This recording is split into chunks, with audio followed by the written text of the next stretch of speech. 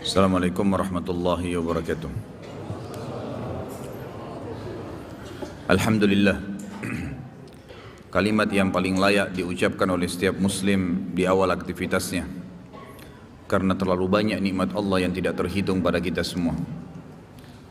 Wassalatu wassalamu ala rasulillah, juga membacakan salawat dan taslim kepada Nabi Muhammad sallallahu alaihi wasallam sebagai bentuk ketaatan kepada Allah, karena Allah dan malaikatnya juga memberikan salam kepada beliau.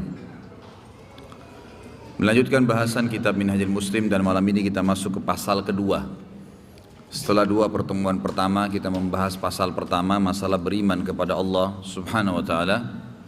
Di pasal kedua ini Syekh Abu Bakar Jazair rahimahullah masih melanjutkan masalah tauhid, dan beliau mengatakan beriman kepada rububiyah Allah terhadap segala sesuatunya. Fokusan bahasan masalah rububiyah ini kembali kepada kalimat Rob, dan Rob ini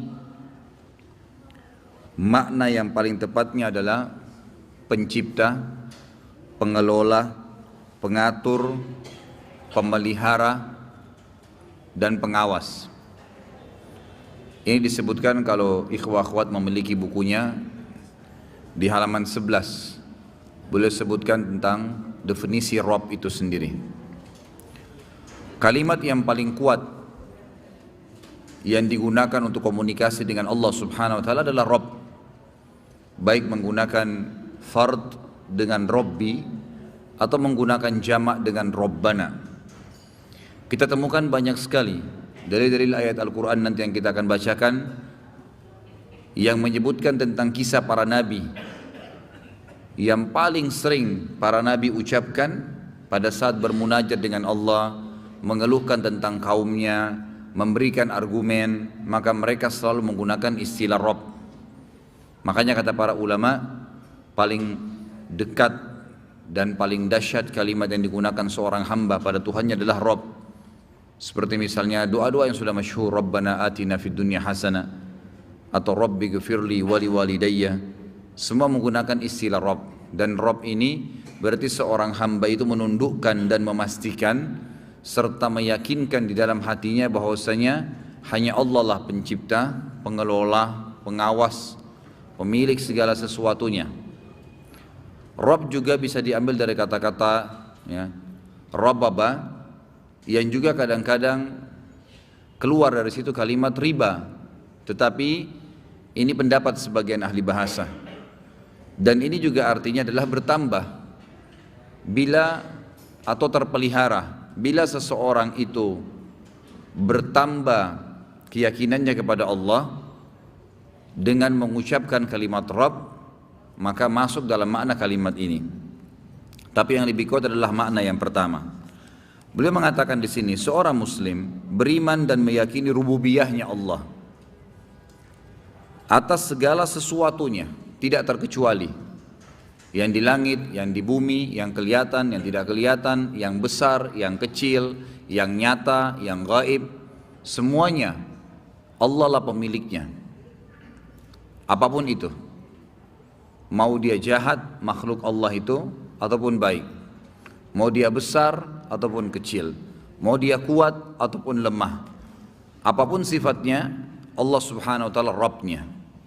Kalimat Rabb kalau difahami dengan makna ini, maka akan membuat seorang hamba itu tidak akan pernah takut kecuali kepada Allah. Karena semua selain Allah, baik itu batu, pohon, hewan-hewan, tumbuh-tumbuhan, apa saja, jin, malaikat, gunung yang besar, awan yang tinggi di sana, apa saja, semuanya kembali kepada Allah subhanahu wa ta'ala. Beliau mengatakan tidak ada sekutu baginya di dalam rububiyahnya terhadap alam semesta. Dan dikuatkan lagi bahwasanya Allah tidak butuh sekutu, enggak butuh partner bisnis, partner yang bisa membantu Allah untuk menciptakan makhluknya, mengawasinya, mengelola, enggak butuh. Allah SWT bisa mengatur seluruh gunung-gunung yang jumlahnya ribuan, bahkan mungkin jutaan di alam di atas daratan bumi ini, baik di dalam lautan ataupun di daratannya. Allah subhanahu wa ta'ala mampu memberikan rezeki tanpa ada sekutu seluruh makhluknya, baik burung-burung, hewan-hewan, tumbuh-tumbuhan, manusia, jin, semuanya. Allah SWT berikan tanpa ada sekutu, tidak butuh bantuan. Walam yakul lahu kufuwan ahad, dan Allah tidak butuh pada siapapun sama sekali. Allah SWT esa, mandiri, bahkan Allah itu somad, yang segala sesuatu bergantung padanya. Allah SWT tidak butuh. Makanya dalam hadis qudsi riwayat Bukhari, yang mungkin kita sudah tahu semua hadisnya, sabda Nabi SAW, Allah berfirman, wahai hamba-hambaku, aku haramkan kezaliman terhadap diriku dan aku menjadikannya terharamkan di antara kalian, maka jangan kalian saling menzalimi.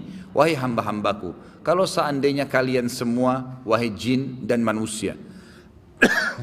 Di sini secara khusus jin dan manusia ditekankan karena mereka ditaklif, dibebankan hukum untuk beribadah kepada Allah, mengikuti perintah, meninggalkan larangan, menikmati yang haram, meninggalkan yang haram, menikmati yang halal dan meninggalkan yang haram. Maka kata Nabi SAW, Allah berfirman, wahai seluruh hamba-hambaku jin dan manusia, kalau seandainya kalian semua beriman dengan tingkat level iman yang satu, semua hatinya satu, tingkat imannya tertinggi, maka tidak akan mengurangi kekuasaan dan kekayaanku walaupun sedikit, ya, tidak berkurang sedikit pun. Dan kalau seandainya kalian semua wahai jin dan manusia, semua miliaran jumlahnya tidak terkecuali, yang kuatnya, yang lemahnya, yang nabinya, yang manusia biasanya, yang rajahnya, yang masyarakat biasa, tetap semua sama. Kalian bersatu semuanya, kemudian kalian kufur dengan tingkat kufur yang satu. Semua hati kalian tingkat level kufur yang satu, paling tinggi. Maka tidak akan mengurangi kekuasaan dan kekayaanku sedikit pun. Wahai hamba-hambaku dari jin dan manusia, kalau seandainya kalian semua berkumpul di sebuah lembah yang luas, tidak terkecuali semuanya hadir dan semua minta hajatnya masing-masing, kemudian aku berikan masing-masing hajatnya, maka tidak akan mengurangi kekuasaan dan kekayaanku, kecuali hanya seperti jarum yang dicelupkan di air kemudian diangkat, artinya tidak berkurang sedikit pun. Allah Subhanahu wa taala itu, ya, Samad, dan juga walam yakul lahu kufuwan ahad. Semua bergantung padanya dan dia tidak butuh dengan siapapun, tidak ada sekutu baginya. Yang demikian itu, kata beliau, adalah berkat petunjuk Allah Subhanahu wa taala kepada kita semua. Kemudian karena dalil-dalil nakli dan akli berikut ini. Dalil-dalil nakli yang beliau angkat pertama adalah surah yang sering kita baca, Al-Fatihah. Beliau mengatakan yang pertama, berita dari Allah SWT sendiri tentang kerububihannya. Allah yang menciptakan, mengelola, mengawasi, ya, mengontrol. Tidak ada yang lain, tidak ada sekutu, tidak ada yang partisipasi dengan Allah di situ. Dalam surah Al-Fatihah ayat 2 yang sering kita baca, A'udzubillahi minasyaitonirrajim, Alhamdulillahi rabbil alamin. Segala puji bagi Allah, ada kata Rabb, Rabbul Alamin, artinya Rabbil Alamin adalah Tuhan, pengurus, pengawas, pengelola, ya, segala sesuatu yang di alam semesta ini. Kemudian juga dikatakan di dalam ayat yang lain, surah Ar-Ra'd ayat 16, A'udzubillahi minasyaitonirrajim, Qul man rabbus samawati wal ard, Qulillah. Katakanlah hai Muhammad kepada siapapun yang kau temuin, setelah kamu berargumen dengan mereka, maka tanyakan siapa pencipta langit dan bumi. Adakah yang pernah mengaku yang menciptakan langit dan bumi yang kamu tahu? Maka serentak nanti setelah itu mereka akan sepakat mengerucut ke satu bahasan bahwasanya hanya ada Tuhan yang bernama Allah. Kemudian juga di dalam surah Ad-Dukhan ayat 7 dan ayat 8, Allah Subhanahu wa taala berfirman menegaskan tentang rububiyah sekaligus uluhiyahnya. Uluhiyah nanti akan kita bahas. Hak mutlak Allah dalam ibadah, tidak boleh ada ibadah dialihkan kepada selain Allah, syirik namanya. Yaitu akan muncul setelah adanya rububiyah, setelah adanya muncul dalam hati keyakinan tentang Allah itu satu-satunya pencipta, pengelola, pengawas dan seterusnya.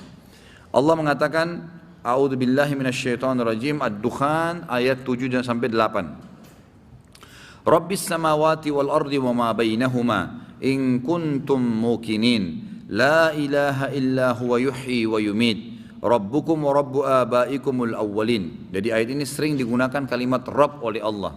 Pertama, Rabbis samawati wal ardi wa ma bainahuma. Rabb yang telah memelihara, mengontrol, mengawas, menjadikan semua perputarannya rutin. Matahari terbit pagi, terbenam malam, kemudian bulan kelihatan di malam hari, bintang-bintang terlihat, pergantian siang malam, turunnya hujan dan teriknya panas matahari. Terus begitu, berputar ini. Rabb yang memelihara langit dan seluruh bumi dan apa yang ada di antara keduanya. Lalu dikatakan in kuntum muqinin, kalau kalian benar-benar meyakininya. Lalu dikatakan la ilaha illa huwa yuhyi wa yumit. Ketahuilah dan sadarilah serta yakinilah bahwasanya tidak ada Tuhan yang berhak disembah kecuali Dia, Yuhyi wa yumit, dia menghidupkan dan mematikan. Rabbukum wa rabbu abaikumul awwalin. Dialah satu-satunya Tuhan kalian dan Tuhan orang tua kalian. Kalau kalian ditanya orang tua saya, Tuhannya siapa? Tetap sama Allah. Kakek saya Allah. Yang di atasnya lagi Allah. Nabi Adam, manusia pertama Allah. Enggak ada yang lain. Maka tidak perlu bergantung, meminta, memohon kecuali kepada Rabb yang satu itu. Beliau mengatakan firman-Nya di dalam mengingatkan kembali perjanjian awal yang diambil dari manusia ketika mereka masih berada dalam sulbi bapak mereka. Jadi ini disepakati jumhur ulama bahwasanya sperma laki-laki yang masih ada di sulbi ayahnya, di tulangnya, ya, di tulang punggung ayahnya, itu nanti akan keluar pada saat dia berhubungan biologis, dan di situ pada saat masih di tulang sulbi saja itu sudah diambil, ya, janji dari Allah Subhanahu wa taala. Sebagian ulama mengatakan ini di alam ruh, ya, sebelum memang ditiupkan ruh itu ke rahim, ya, manusia, ya, atau ke rahim seorang ibu.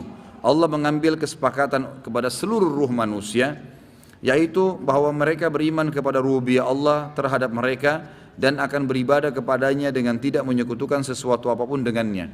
Makanya ulama bilang dari ayat ini diambil pelajaran, semua manusia punya potensi mengenal Allah. Gampang, gak sulit. Dikatakan yang ciptakan langit, bumi, udara ini adalah Allah, ada Tuhan namanya Allah. Itu lebih mudah dia terima karena sudah ada memang fitrah itu di dalam dirinya. Allah mengingatkan kasus ini dalam surah Al-A'raf ayat 172. A'udzu billahi minasyaitonir rajim.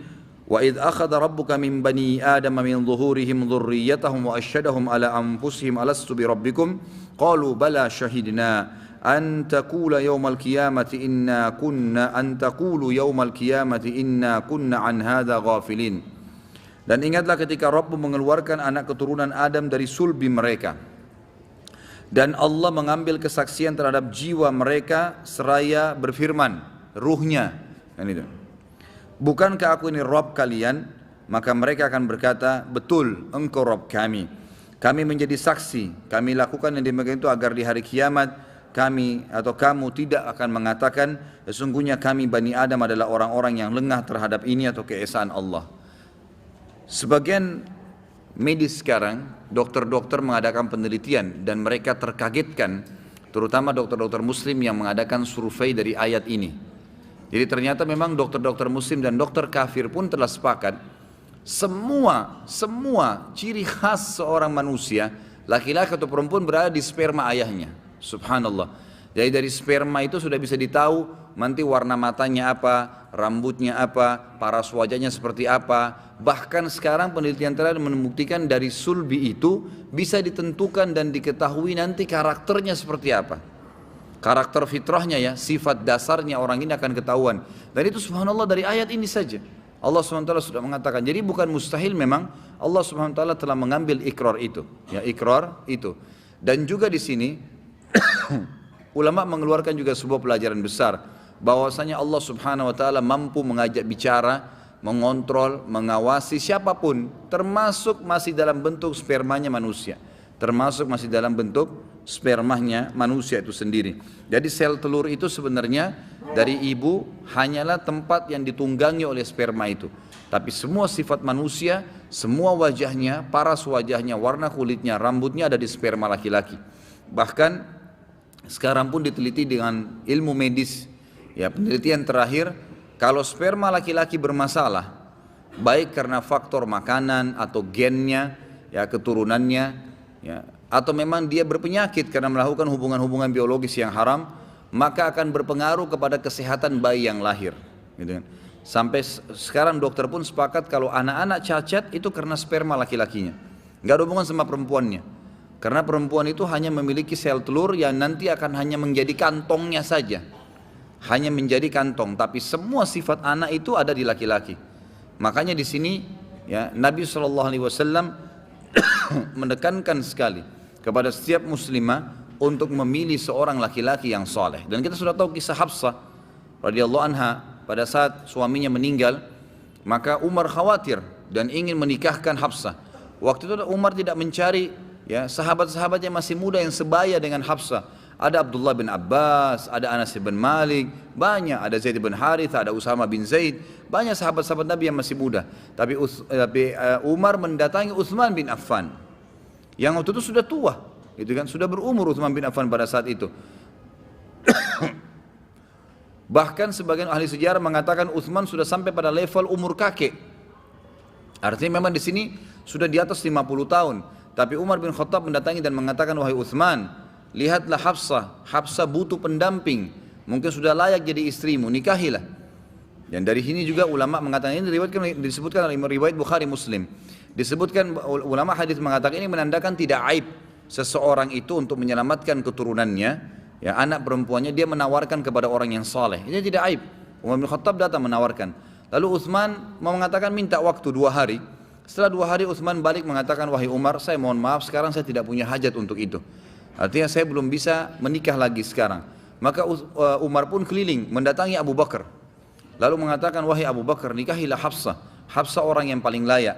Dan di sini juga ulama hadis menanggapi kenapa Umar bin Khattab menawarkan Hafsah kepada Utsman sebelum Abu Bakar. Padahal Abu Bakar lebih afdal. Khusus dalam masalah pernikahan, Utsman tidak terkalahkan. Karena Nabi SAW mengatakan dalam banyak hadis Bukhari Muslim, diantaranya adalah yang berbunyi kata Nabi SAW, nikahkanlah anak-anak perempuan kalian dengan Utsman, karena saya tidak menikahkan dia dengan kedua anak perempuan saya, Ruqayyah dan Ummu Kalthum, kecuali karena wahyu dari langit. Dan dalam hadis lain dikatakan, wahai muslimin, ya, kalau seandainya saya masih memiliki anak perempuan lagi, maka saya akan nikahkan dengan Utsman, maka nikahkanlah anak-anak perempuan kalian dengan dia. Jadi ini alasan kenapa Umar bin Khattab memilih Utsman sebelum Abu Bakar dalam masalah pernikahan secara khusus. Baru Abu Bakar pun diam pada saat ditanya. Kata Umar dalam hadis Bukhari, saya lalu sempat marah dengan Abu Bakar. Utsman masih mending memberikan jawaban, tapi Abu Bakar diam. Diam sama sekali, nggak memberikan jawaban. Nggak iya, nggak juga, ya tidak. Lalu kemudian Umar pun pulang dan berdoa kepada Allah Subhanahu Wa Taala. 2 hari kemudian datang lamaran Nabi SAW kepada Umar, melamar Hafsah. Lalu Abu Bakar pun pada saat hadir di acara perkawinan Hafsah dengan Nabi SAW berkata, wahai Umar, kau kan sudah menawarkan kepada saya Hafsah. Kata Umar, iya benar. Dan saya tahu dalam hatimu ada sesuatu ganjal, karena saya tidak memberikan jawaban iya atau tidak. Kata Umar, iya.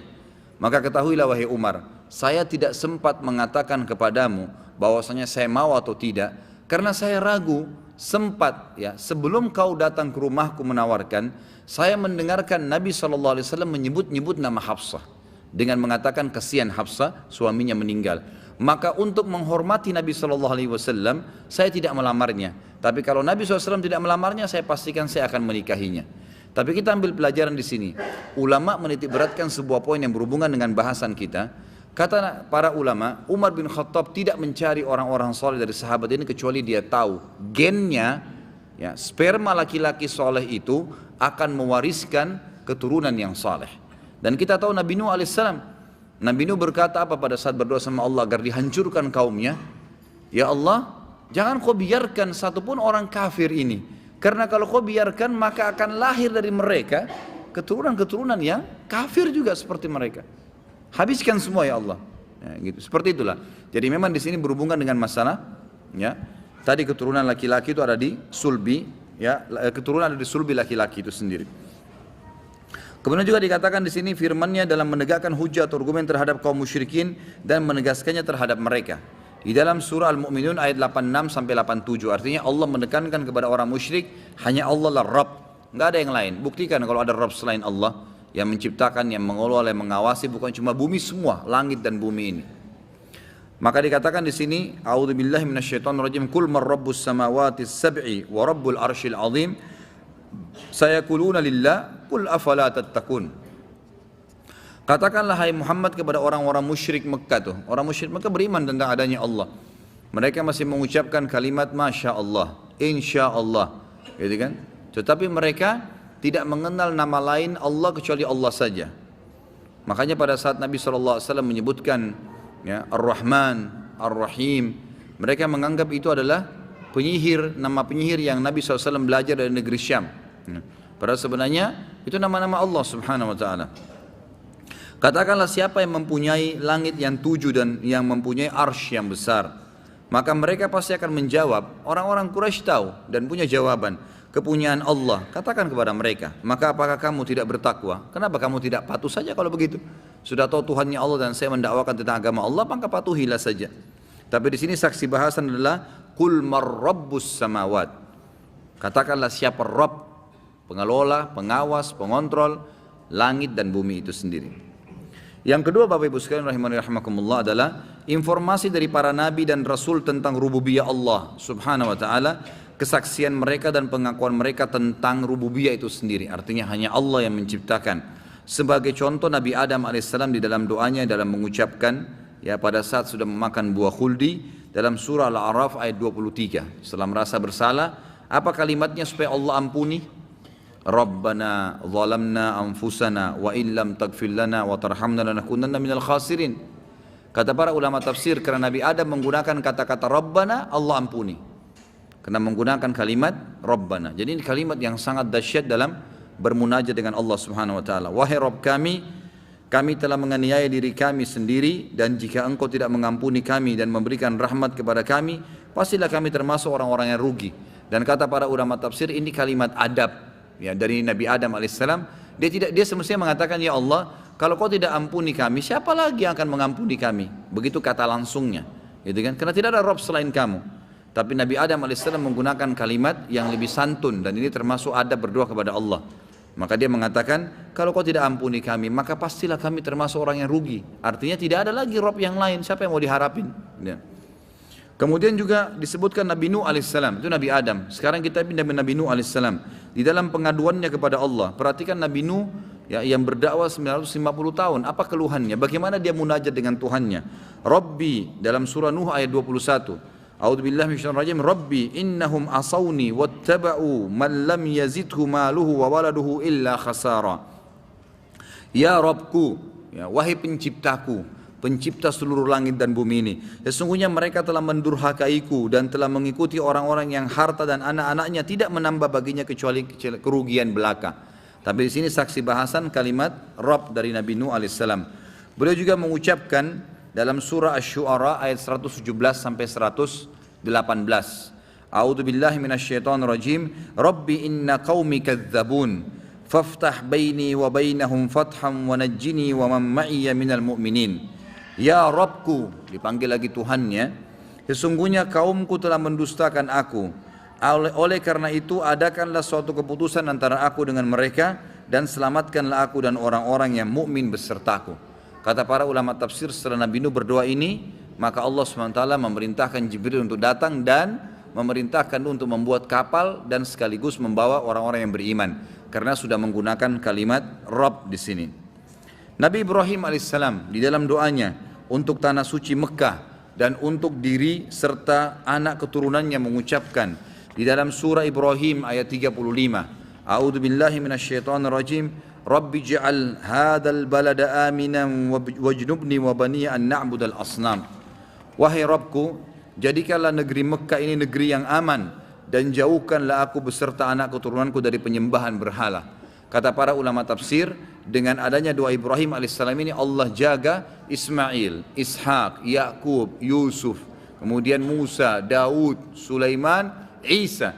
Semua keturunannya itu termasuk Yahya dan Zakaria, semua nabi-nabi yang dikenal itu ya selamat daripada penyembahan berhala. Bahkan Allah jadikan Ibrahim alaihissalam sebagai bapak daripada para nabi, karena keturunannya banyak dari nabi. Justru karena doanya ini dengan menggunakan kalimat Rabb. Nabi Yusuf alaihissalam di dalam pujiannya dan doanya kepada Allah mengucapkan dalam surah Yusuf ayat 101. A'udzu billahi minasyaitonir rajim. Rabbi qad ataitani minal mulki wa 'allamtani min ta'wilil ahadits fatiras samawati wal ardi anta waliyyi fid dunya wal akhirah tawaffani musliman wa alhiqni bis salihin. Ya Rabbku, sesungguhnya Engkau telah menganugerahkan kepadaku sebagian kerajaan dan Engkau telah mengajarkan kepadaku sebagian takwir mimpi.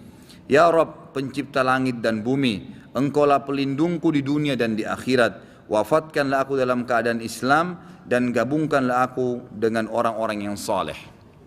Dalam buku ya, ditulis oleh Ibnu Taimiyah rahimahullah tentang wali Allah dan wali syaitan, salah satu kisah yang dinukil oleh beliau adalah ada seorang dari salaful ummah dulu lagi jalan, kemudian di tengah jalan sendirian, Ya, antara hutan dengan padang pasir yang lebat hutan yang lebat dan padang pasir yang luas, tidak ada lagi yang bisa menolongnya. Tiba-tiba keledainya mati.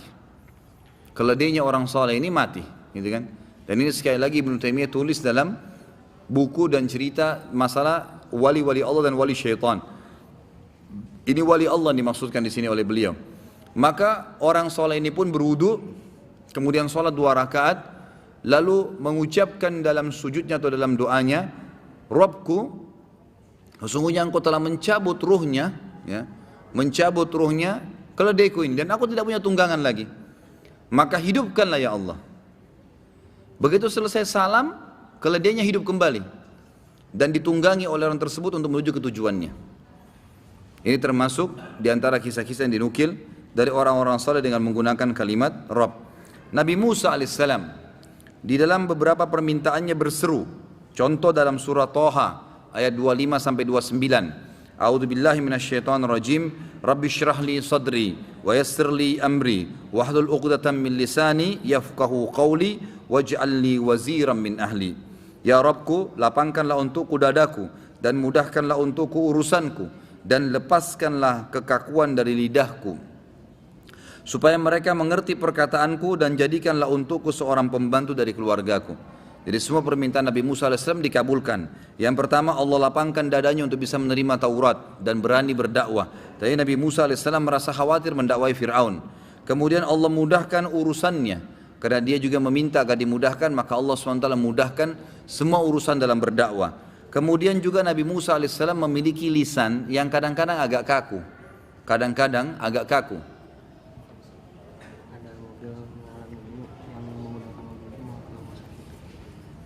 Mobil ini menghalang. Ini mobilnya siapa? Tolong di ikhwas akhwat sekalian, B1754 AD Avanza hitam. Ini menghalangi mobil seseorang dan orang yang dihalangi mobilnya mau ke rumah sakit. Sekali lagi, mobil B1754 AD. Tolong siapa yang punya, ikhwah dan akhwat, ikhwah di lantai 1 ini, akhwat lantai 2, tolong bantu, karena di depan mobil Anda ada mobil yang mau ke rumah sakit mendesak. Nabi Musa alaihissalam di dalam beberapa athar disebutkan memiliki lisan yang kaku. Ya, sebagian dikatakan riwayat cadel, ya, ngomongannya tidak jelas. Maka Nabi Musa alaihissalam pun berdoa kepada Allah agar dihilangkan itu, dan dengan kalimat Rabb hilang itu. Allah mudahkan urusannya, ya, Allah buat dia berani, lapangkan dadahnya, Allah hilangkan kekakuan lisannya. Sudah 3 permintaannya. Lalu juga dia mengatakan supaya mereka mengerti perkataanku. Jadi dengan sekali menjelaskan, semua orang sudah bisa faham. Doa yang keempat, dengan menggunakan kata Rabb diijabah lagi. Dan jadikanlah untukku seorang pembantu yang akan membantuku dalam dakwah ini dari keluargaku. Allah tunjuk adiknya sendiri dari ibunya, Harun alaihissalam. Dan Allah nobatkan jadi Nabi di sini. Dan ini kita bisa lihat 5 permintaan Nabi Musa alaihissalam diberikan, kata para ulama, hanya karena mengatakan Rabbi. Rabbi shrah li sadri, dan seterusnya sampai akhir ayat tadi. Nabi Harun alaihissalam, adik Nabi Musa, yang sempat berkata kepada Bani Israel. Tentu ini khilaf di antara ulama sejarah, ya. Karena memang riwayat sahihnya, riwayatnya belum ada yang tepat lebih sahih dari yang satu yang lain tentang Nabi Harun ini kakak atau adik. Ya, ada yang mengatakan kakak, ada yang mengatakan adik, tapi itu tidak penting bagi kita. Yang penting adalah Nabi Harun adalah salah satu dari kerabat Nabi Musa alaihissalam. Dan saya lebih cenderung dengan pendapat yang mengatakan dia adalah adiknya, gitu kan. Lalu dikatakan dalam surah Thaha ayat 90, A'udzu billahi minasyaitonir rajim, Nabi Harun berkata kepada kaumnya, "Wa inna rabbakumur rahmanu fattabi'uni wa ati'u amri." Dan ketahuilah Rabb kalian yang menciptakan kalian, yang mengawasi kalian, yang membuat oksigen yang kalian hisap, ya, hidup di hidung kalian sehingga kalian bisa hidup, yang menghilangkan haus kalian dengan menciptakan air, yang menghilangkan lapar kalian dengan menyiapkan fasilitas makanannya, ya, dan semuanya yang memberikan kekuatan dalam tubuh kalian sehingga bisa bergerak, itu adalah Allah. Itulah Rabb kalian yang maha penyayang. Maka ikutilah aku karena aku utusannya, dan juga patuhilah perintah-perintahku yang berasal darinya. Ada kalimat wa inna rabbakum, ya. Kemudian Nabi Zakaria alaihissalam ketika memohon rahmatnya berkata, rahmat Allah SWT, dalam surah Maryam ayat 4, A'udzu billahi minasyaitonir rajim, Rabbi inni wahanal 'azmu minni washta'ala ar-ra'su syaiban wa lam akum bidu'aika rabbi syaqiyya. Saya sudah pernah ceritakan Nabi Zakaria alaihissalam menikah umur 30 tahun, istrinya 20 tahun. Lalu istrinya mandul, nggak punya anak. Nabi Zakaria berdoa sama Allah agar diberikan anak. 10 tahun pertama belum dikasih, 10 tahun kedua belum dikasih, 10 tahun ketiga belum dikasih. Nabi Zakaria dikasih anak setelah 70 tahun berdoa. Allah SWT ingin memberikan pelajaran kepada kita, dan ada alasan kenapa Allah sengaja menundahnya agar menjadi pelajaran bagi kita semua.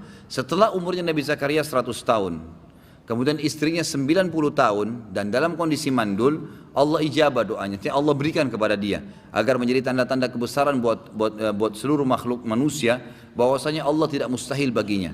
Kalau dari awal umur 20 tahun dikasih hamil istrinya Nabi Zakaria alaihissalam bisa, tapi Allah sengaja tunda sampai umur 90 tahun, sudah lemah, sudah tua, sudah keriput semua, nggak mampu lagi, nggak mungkin, sudah mustahil subur, sedangkan 20 tahun saja mandul, apalagi umur 90 tahun, tapi Allah buat akhirnya hamil. Dan itu semua, ya, kata para ulama, karena ada kalimat Robnya Nabi Zakaria. Apa kata Nabi Zakaria sini? Rabbi inni wahanal azmu minni. Ya Allah, sungguh tulang-tulangku sudah lemah nih, sudah 100 tahun. Ya. Washta'ala ar-ra'su syaiba, rambutku semuanya sudah putih. Walam akum bidu'aika rabbi syaqiyya, tapi saya tidak pernah putus asa untuk berdoa kepadamu, wahai Rabbku. Dan di dalam doanya juga beliau berkata, dalam surah Anbiya ayat 89, Nabi Zakaria tetap, A'udzu billahi minasyaitonir rajim, Rabbi la tadarni fardan wa anta khairul warithin. Wahai Rabbku, supaya dikasih keturunan dari istri yang mandul dan sudah tua sekarang, janganlah engkau membiarkan aku hidup sendiri seorang diri, dan engkau adalah sebaik-baik pewaris. Dan ini juga termasuk adab yang baik dalam berdoa kepada Allah SWT, tidak langsung menghardik Allah, tapi menyebutkan, gitu kan, mengatakan dan kau sebaik-baik pemberi warisan. Beliau juga berkata kepada kaumnya, masih Nabi Zakaria, disebutkan di sini, mohon maaf, Nabi Isa sudah pindah. Nabi Zakaria, ya, akhirnya diberikan anak Yahya, ya, dan Yahya dan istrinya Nabi Zakaria ini itu adalah saudaranya Maryam, saudarinya Maryam. Dari Nabi Isa dan Nabi Yahya adalah sepupu, ya, dari ibunya. Nabi Isa berkata ketika menjawab pertanyaan Allah, Al-Ma'idah 117, pada hari kiamat nanti Allah datangkan Isa AS dan bertanya di depan seluruh makhluk, terutama pengikutnya yang mengatakan Isa adalah anak Tuhan atau Tuhan. A'udzu billahi minasyaitonir rajim, ma qultu lahum illa ma amartani bihi an ibudullaha rabbi wa rabbakum. Jadi waktu Allah mengatakan, wahai Isa, ya Isa, anta qulta lin-nasi ittakhiduni wa ummi ilahaini min dunillah. Wahai Isa, apa kau berani-berani mengatakan kepada pengikutmu, kepada manusia, bahwasanya jadikanlah saya dan ibu saya sebagai Tuhan? Baru Nabi Isa AS menjawab, mengatakan dalam ayat ini, aku sama sekali tidak pernah mengatakan kepada mereka selain apa yang engkau perintahkan kepadaku untuk mengatakan, yaitu sembahlah Allah, Robku dan Rob kalian. Ya, ada kalimat Rob di sini. Beliau juga mengatakan kepada kaumnya, Nabi Isa AS dalam surah Al-Ma'idah 72, A'udzu billahi minasyaitonir rajim, ya bani Israil a'budullaha rabbi wa rabbakum. Innahu man yusyrik billahi faqad harramallahu alaihi al-jannata wa ma'wahu an-nar wa ma lidh-dhalimin min ansar. Hai Bani Israel, sembahlah Allah. Siapa Allah itu? Rabbku, yang menciptakan aku nih sebagai nabi yang kalian hormatin, dan juga Rabb kalian yang menciptakan dan mengurus kalian. Karena sungguhnya orang yang menyekutukan sesuatu dengan Allah, coba menyembah berhala, coba menganggap pohon keramat, jimat dan segalanya, itu sesungguhnya Allah telah mengharamkan surga baginya, dan tempatnya adalah neraka, dan tiada seorang penolong pun bagi orang-orang yang zalim. Nabi kita Muhammad SAW, dan ini doa yang disebut atau zikir yang disebutkan bahwasanya zikir dalam doa yang dalam keadaan yang sangat terhimpit, ini diijabah oleh Allah dengan mengucapkan doa ini. Nabi SAW mengatakan dalam doanya, disebutkan dalam riwayat Imam Muslim, La ilaha illallahul azimul halim, La ilaha illallahu rabbul arshil karim, rabbul arshil azim, La ilaha illallahu rabbus samawati wa rabbul ardi wa rabbul arshil karim. Jadi ini 3 potongan dari zikir dan doa. La ilaha illallahul azimul halim, ya. Tidak ada sekutu, tidak ada Tuhan yang berhak disembah kecuali Allah, zat yang maha agung dan maha lembut, ya. La ilaha illallah rabbul arshil azim, tidak ada Tuhan yang berhak disembah kecuali Allah, pemilik singgasana yang agung. La ilaha illallahu rabbus samawati wa rabbul ardi wa rabbul arshil karim, dan tidak ada Tuhan yang berhak disembah kecuali Allah, satu-satunya pemilik, pengelola, pengawas seluruh langit dan bumi, dan juga pemilik singgasana yang mulia. Ini termasuk doa yang digunakan oleh Nabi SAW, dan disebutkan di dalam hadis Bukhari bahwasanya doa ini siapa yang mengucapkan kalimat ini maka diijabah doanya, maka diijabah doanya. Dikatakan oleh beliau semua nabi dan rasul di atas dan para nabi-nabi lainnya mengakui rububiyah Allah Subhanahu wa taala. Mereka berdoa kepadanya dengan menyebut-nyebut rububiyahnya. Sedangkan mereka adalah manusia yang paling sempurna pengetahuannya, paling cemerlang akalnya, paling jujur ucapannya dan paling mengenal Allah dengan segala sifat-sifatnya daripada manusia biasa lainnya yang ada di permukaan muka bumi ini. Yang ketiga, jadi pertama ayat-ayat tentang Allah menceritakan keadaannya, kemudian yang kedua informasi dari para nabi-nabi tentang rububiyahnya. Yang ketiga, keyakinan dan keimanan miliaran ulama dan hukama. Hukama ini orang-orang yang berakal tentang rububiyah Allah Subhanahu wa taala terhadap mereka dan terhadap segala sesuatu. Pengakuan mereka tentang adanya Allah dan rububiyahnya dan i'tikad, keyakinan mereka kepadanya yang merupakan i'tikad atau keyakinan yang pasti. Yang keempat, terlahir dari dalil nakli ini, keyakinan dan keimanan miliaran manusia dan jumlah yang tak terhitung dari para cerdik cendekia serta orang-orang soleh tentang rububiyah Allah Subhanahu wa taala atas segala makhluknya, Sudah azan? Belum. Baik, dari dalil akli, secara akal beliau mengatakan di antara dalil akal sehat yang logis tentang rububiyah Allah Subhanahu wa taala terhadap segala sesuatu adalah yang pertama, keesaan Allah di dalam menciptakan segala sesuatu merupakan hal yang sudah dimaklumi bersama oleh segenap umat manusia bahwa tidak ada yang mampu melakukan penciptaan itu dan tidak pernah diklaim oleh seorang pun selain Allah. Sekalipun sesuatu yang diciptakan itu sangat kecil, seperti sehelai rambut di tubuh manusia atau hewan, atau bulu kecil pada sayap burung, atau selembar daun pada ranting yang sangat kecil, apalagi menciptakan suatu benda yang utuh atau hidup, atau planet yang besar ataupun yang kecil. Allah SWT telah menegaskan keesaannya yang mutlak dalam penciptaan di dalam surah Al-A'raf ayat 54. A'udzu billahi minasyaitonir rajim. Ala lahul khalq wal amr tabarakallahu rabbul alamin. Ada kata Rabb. Ingatlah, menciptakan dan memerintah hanyalah miliknya Allah, maha suci Allah, Rabb semesta alam. Juga dalam firman Allah SWT surah Safat ayat 96. A'udzu billahi minasyaitonir rajim. Wallahu khalaqakum wama ta'malun. Ini ayat agung sekali, pendek tapi padat. Kata Allah, Allah yang menciptakan kalian dan juga semua perilaku kalian, semua perbuatan kita. Menggerakkan tangan, tahu fungsinya tangan untuk mengangkat, tahu menciptakan kuping, tahu fungsinya kuping untuk mendengar, menciptakan mata, tahu fungsinya mata untuk melihat. Semua itu hanya Allah SWT, tidak ada yang lain. Tidak ada yang menciptakan selain Allah Subhanahu wa taala. Maka sangat bodoh kalau ada orang menggantungkan atau meminta sesuatu kepada selain Allah Subhanahu wa taala. Allah juga memuji dirinya dalam atas keesaannya di dalam menciptakan. Seraya berfirman Al-An'am ayat 1. A'udzu billahi minasyaitonir rajim. Alhamdulillahilladzi khalaqas samawati wal arda wa ja'ala adh-dhulumati wan nur. Segala puji bagi Allah satu-satunya yang telah menciptakan langit dan semua ada di sana, bumi dan semua ada di atas dan di dalamnya, dan mengadakan dan menciptakan gelap juga terang. Gelap ini makhluknya Allah, terang juga makhluknya Allah. Tidak ada yang bisa menciptakan atau mengakui itu. Kemudian juga dalam surah Ar-Rum ayat 27. A'udzu billahi minasyaitonir rajim. Wa huwal ladzi yabda'ul khalqa tsumma yu'idu wa huwa ahwanu 'alaihi wa lahul mathalul a'la fis samawati wal ard wa huwal azizul hakim. Dan dialah satu-satunya Allah yang telah menciptakan manusia dari permulaan, kemudian mengembalikan atau menghidupkannya kembali, dan menghidupkan kembali itu adalah lebih mudah baginya, dan baginya lah sifat yang maha tinggi di langit dan di bumi, dan dialah yang maha perkasa lagi maha bijaksana. Jika demikian, kata beliau, bukanlah keesaan Allah di dalam menciptakan salah satu merupakan bukti ada wujud dan kerububiannya. Benar wahai Rabb kami menjadi saksi atas semua itu. Yang kedua, beliau mengatakan secara akal adalah keesaan Allah di dalam memberi rezeki. Rezeki semua kebutuhan manusia atau makhluk. Tidak ada yang bisa memberikan itu. Manusia kalau bisa memberikan kepada kita lagi haus cuma segelas air, dia tidak akan mungkin bisa menurunkan air hujan atau memenuhkan bak-bak air di tempat rumah kita, gitu kan. Tapi Allah SWT menurunkan, memenuhi semuanya. Keesaan Allah di dalam memberikan rezeki. Tidak ada seekor hewan pun yang melata di permukaan bumi atau berenang di dalam air atau yang tersembunyi di semak-semak belukar, melainkan Allah lah yang menciptakan rezekinya, makanannya, dan yang memberikannya petunjuk untuk mengetahui bagaimana cara mendapatkan, memakan, dan menggunakannya. Jadi kalau kita lagi lapar, yang ajarin kita dari mana kita tahu caranya untuk makanan itu. Kalau buah bisa langsung dimakan, kalau sayur harus dimasak misalnya, atau hewan harus disembelih. Kalau dimasak dengan air begini maka akan lembutnya seperti ini. Kalau ditaruh garam maka rasanya seperti ini. Siapa yang menuntun kita untuk bisa tahu seperti itu? Kemudian masuk melalui mulut. Tidak ada orang yang memasukkan makanan dari kuping atau matanya.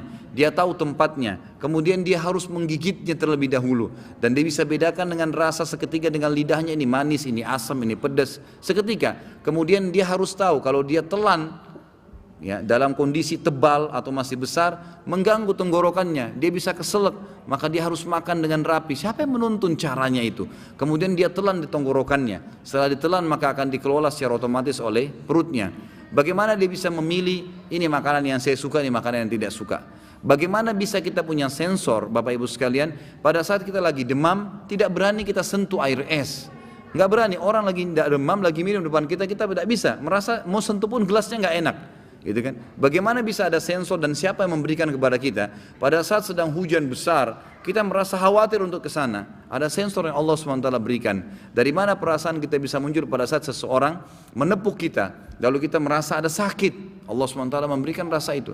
Dari mana Anda bisa tahu, oh sekarang saya sedang lapar? Dengan adanya rasa lapar. Siapa yang ciptakan itu? Haus, saya butuh air. Dari siapa yang mengajarkan? Kenapa harus air? Kenapa kalau haus nggak makan? Nggak bisa, harus kepada tuntunannya yang benar. Semua itu hanya Allah Subhanahu wa taala yang menuntun kepada hal tersebut. Jadi tidak ada yang lain kecuali Allah. Yang kedua, keesaan Allah dalam memberikan, tadi sudah yang kering. Mulai dari seekor semut, kata beliau, yang merupakan hewan paling kecil hingga manusia merupakan makhluk paling sempurna dan paling maju, semuanya membutuhkan Allah untuk keberadaannya, pembentukannya, dan untuk makanan dan rezekinya. Allah lah semata-mata pencipta yang membentuknya, memberikan makanan dan rezeki. Berikut ini beberapa ayat yang menegaskan kenyataan tersebut dan menegakkannya atau menetapkannya secara jelas. Surah Abasa ayat 24 sampai 31. A'udzu billahi minasyaitonir rajim. Falyanzuril insanu ila ta'amih anna sababna al-ma'a sabba thumma syaqaqna al-arda syaqqa فأنبتنا فيها حبا وعنبا وقتبا وزيتونا ونخلا وحدائق غلبا وفاكهة وأبا. Maka hendaklah manusia itu memperhatikan makanannya. Sesungguhnya kami benar-benar telah mencurahkan air dari langit, kemudian kami belah bumi dengan sebaik-baiknya. Artinya bumi bisa menampung air itu. Dan lalu kami tumbuhkan biji-bijian di bumi itu, anggur dan sayur-sayuran. Di sini ulama tafsir mengatakan anggur mewakili semua buah-buahan. Dan sayur-sayuran, zaitun dan pohon kurma, kebun-kebun yang lebat dan buah-buahan serta rumput-rumputan tumbuh dari situ. Tidakkah manusia melihat itu? Kadang-kadang subhanallah kita hanya sekedar membeli sayur dan tidak pernah mau tahu dari mana asalnya. Kalau tidak ada air turun dari langit maka tidak akan pernah bisa ada sayur itu muncul, gitu kan? Allah SWT menjelaskan dari awal bagaimana bisa tumbuh hal-hal tersebut. Sudah masuk waktu? Belum.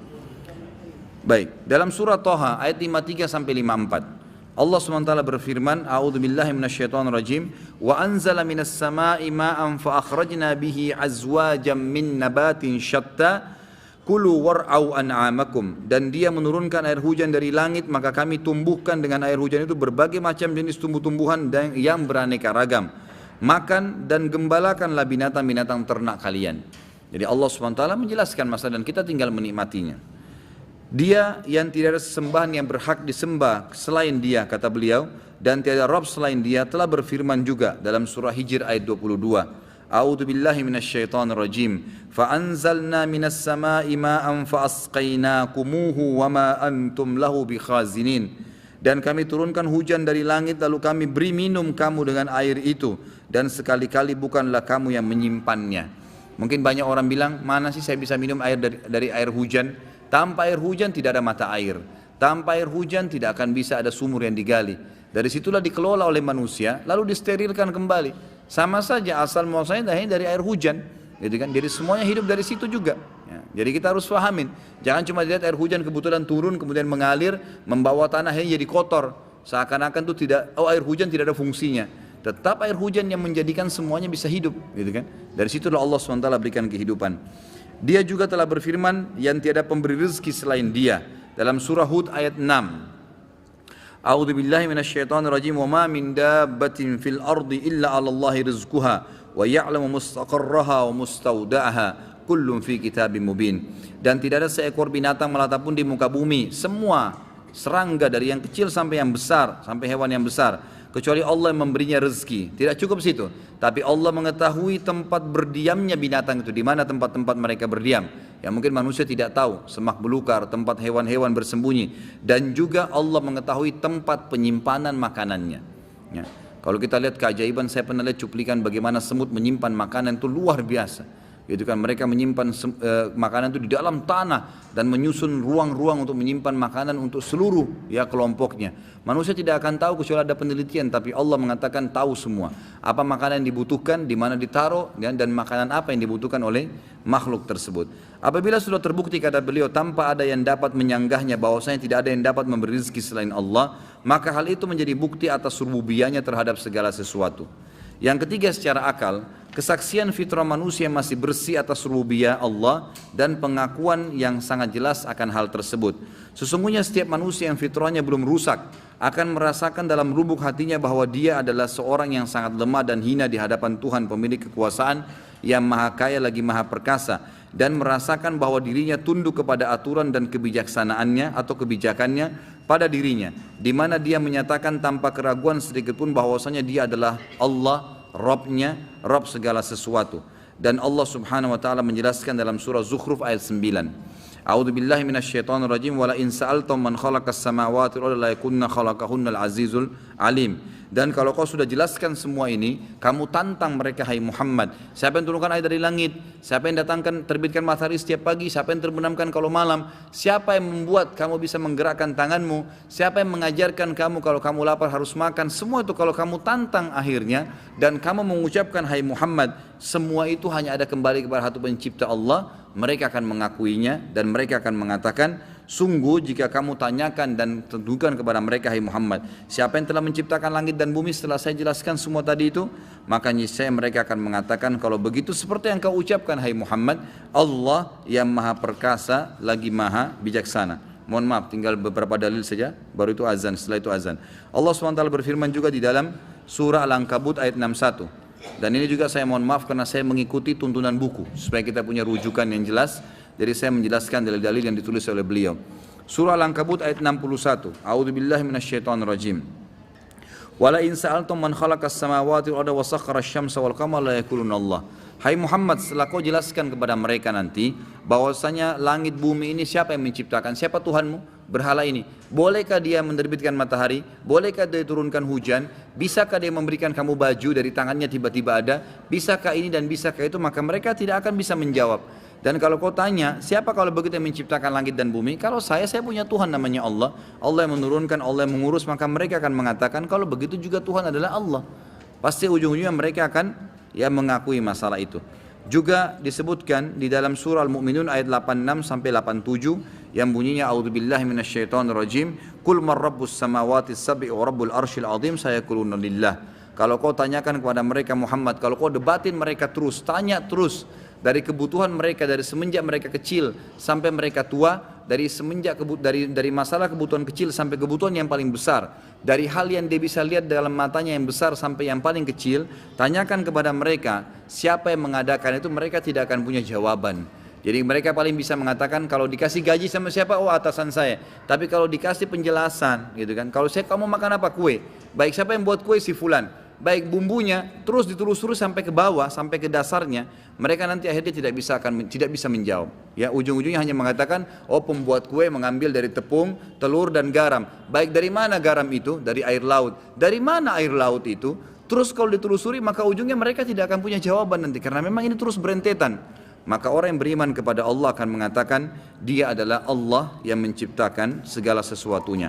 Dan ini yang diangkat oleh beliau, dikatakan bahwasanya ini dalil bukti nyata Allah subhanahu wa ta'ala itu sebagai Rabb atau sebagai pencipta. Allahu alam. Mungkin sampai sini ikhwah akhwat sekalian.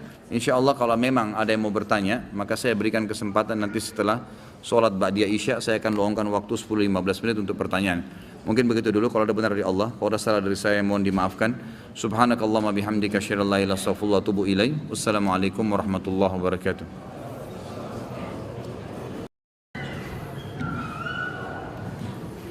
Assalamualaikum warahmatullahi wabarakatuh.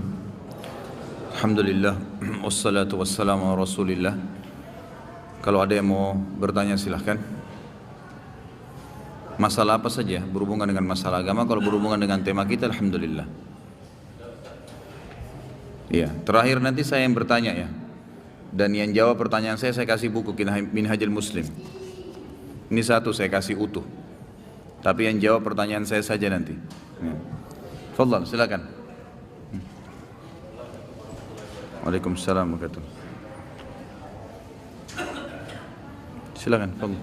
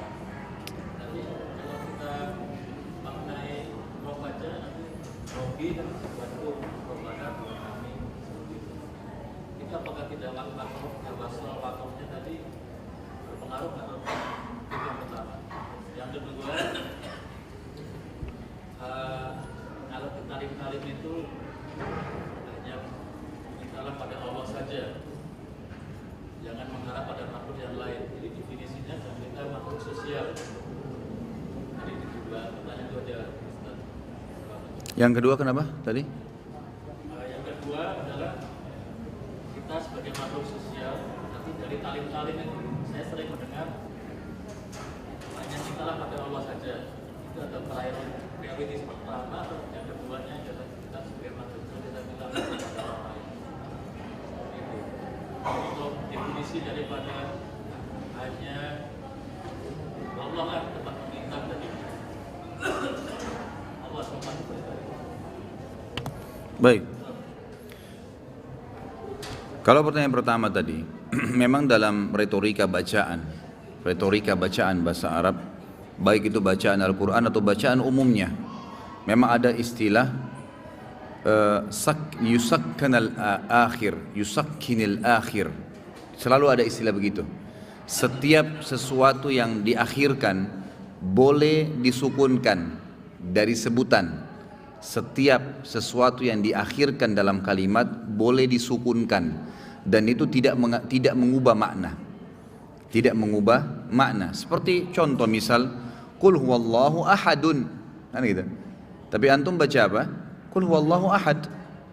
Samadun, dibaca Allahus samad. Memang akhirnya begitu, dan itu tidak mengubah makna. Karena memang retorika bacaan dalam bahasa Arab dan Al-Quran seperti itu. Sebagaimana juga kalau orang berhenti atau menitik beratkan pada sebuah poin yang belum hampir sampai akhir tapi dia berhenti. Kaifa haluka, dia bisa mengatakan kaifa haluk. Mungkin dia masih bisa menyambung dengan kalimat lain, misal ya akhi, gitu kan. Tapi kalau dia berhenti di situ saja kaifa haluka, dia bisa mengatakan kaifa haluk. Cukup, enggak apa-apa. Itu kan, itu dalam retorika bahasa Arab dibenarkan. Dan Al-Quran itu di zaman Utsman radhiyallahu anhu dikembalikan kepada bahasa asli orang Quraisy, orang Arab, sehingga memang retorikanya digunakan itu. Makanya Quran yang paling masyhur Quran Utsmani yang mengembalikan kepada bahasa Arab Quraisy, bahasa Arab asli Quraisy yang Al-Quran turun dalam bahasa itu. Maka mensukunkan akhir itu berlaku dalam bahasa Arab. Tetapi kalau dia mau sambung, misalnya tadi kaifa haluka, kaifa haluk, dia berhenti. Tapi kalau dia mau sambung dengan istilah ya akhi, maka dia harus sempurnakan karena itu belum terakhir. Kaifa haluka ya akhi. Dia tidak bisa mengatakan kaifa haluk ya akhi, enggak boleh. Itu enggak sah, tidak diterima dalam bahasa Arab. Tapi kalau diletakkan di posisi akhir, maka itu dibolehkan. Jadi di sini tidak berhubungan dengan masalah wasal atau wakaf secara khusus saja. Karena memang kalau mau diwasal tadi, ya qul huwallahu ahadunis Allahus samad, kan bisa disambung, tapi memang harus ada tambahan lagi, ditambah nun. Nah, dari situ. Itu ada retorika bacaan tersendiri. Tapi yang jelas kalau diakhirkan boleh disukunkan dan tidak mengubah makna. Kalau yang kedua tadi, masalah statement yang sering didengar di pengajian, mintalah selalu kepada Allah. Kira-kira batasannya seperti apa? Karena ini ada juga minta tolong pada makhluk misalnya. Maka yang dimaksud di sini adalah selalu mendahulukan Allah dalam segala permintaan. Misal begini, seseorang lagi sakit mau ke dokter, pastikan akan sangat berbeda hasil nanti konsultasi dengan dokter antara orang yang ke dokter tanpa berdoa sama Allah, hanya langsung ke dokter saja, dia langsung berobat, dok saya sakit ini, dikasih obat. Kalau tidak sembuh dia akan kembali ke dokter, dok kenapa saya tidak sembuh, resep apa lagi. Beda dengan orang, itu kan minta tolong sama manusia. Beda dengan orang mendahului minta tolongnya sama manusia dengan minta tolong sama Allah. Misal, ya Allah saya sakit, saya akan ke dokter fulan, mudahkanlah saya sembuh dengan perantara dia misalnya. Maka ini dipastikan beda. Ulama memberikan penjelasan orang yang menghubungkan antara permintaannya dengan makhluk, yang didahului dengan permintaan kepada Allah, Allah akan mudahkan. Allah SWT akan mudahkan. Beda dengan kalau dia hanya minta kepada makhluk. Dalam sebuah hadis sahih dikatakan, siapa yang meminta kepada Allah, Allah akan mudahkan makhluk untuk menjawab permintaannya. Dan siapa yang menggantungkan permintaannya hanya kepada makhluk, melupakan Allah, maka Allah akan biarkan dia dengan makhluk-makhluk itu. Artinya bisa dapat bisa enggak, gitu, nasib-nasiban. Jadi untuk memahami statement yang sering disampaikan oleh para ustadz dan dai kita, selalulah minta kepada Allah, memang maksudnya selalu mendahulukan Allah dalam segala permintaan, walaupun nanti akan minta tolong, baik itu hak ilahiyah, minta agar diberikan kehamilan buat istrinya misalnya, minta ditambahkan rezeki, minta diberkahi umur, ini memang tidak mungkin sama makhluk, minta kepada Allah, ini hak ilahiyah, atau minta sesuatu dari makhluk, minta tolong apapun, maka dimulai dengan doa, mengatakan ya Allah saya akan minta tolong pada si fulan, mudahkanlah. Ya Allah saya akan berjalan sama si fulan, saya akan menikah dengan si fulan atau fulana, maka berkahilah. Maka Allah SWT akan mudahkan nanti. Pada saat dia melamar Allah mudahkan, pada saat dia ajak bisnis Allah mudahkan, pada saat dia berobat dari sampai itu Allah mudahkan. Jadi begitu memahaminya. Artinya orang yang memahami atau memiliki tauhid yang benar, dia akan selalu meminta kepada Allah Subhanahu wa taala, baru dihubungkan dengan makhluk. Kalau tidak dia akan sulit sekali, akan bergantung terus dengan makhluk tersebut, bisa dikasih bisa enggak. Jelas Pak ya? Ada lagi? Ya. Waalaikumsalam.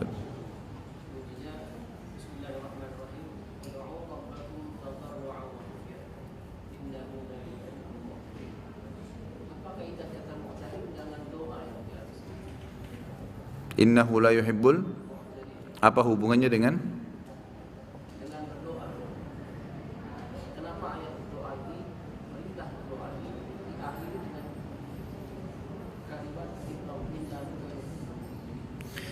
Jadi kata-kata mu'tadin ini bukan dihubungkan dengan masalah doanya, tapi tadarruan dan khufiyanya. Kalimat mu'tadin itu dihubungkan dengan tunduk dan merendah dirinya kepada Allah. Karena mu'tadin lebih cenderung kepada arti orang yang lebih, kalau kata tegasnya, membangkang. Jadi bukan dihubungkan dengan masalah doanya, tapi berhubungan dengan masalah Allah mengatakan berdoalah kalian dengan Tuhan kalian dengan menunduk, dengan merendah. Maka itu yang ditutup dihubungkan dengan masalah mu'tadinnya. Jadi bukan karena masalah doanya, tapi karena masalah orang kalau berdoa misalnya dengan tidak berharap, orang berdoa dengan kesombongan, kayak tidak perlu, hanya terpaksa, nggak diterima sama Allah SWT. Itu masuk dalam bab mu'tadinnya, arti mu'tadin di akhir ayat. Jadi berhubungan dengan berdoalah kalian dengan tadarruan wa khufiyah. Di sini harus dengan merendahkan diri dan khufiyah, disembunyikan semaksimal mungkin. Ya kalau memang supaya orang tidak lihat, hanya dengan Allah SWT, maka itu berhubungan dengan atau lawan arti daripada mu'tadin itu sendiri. Ada lagi? Tafadhal. Waalaikumsalam warahmatullahi wabarakatuh.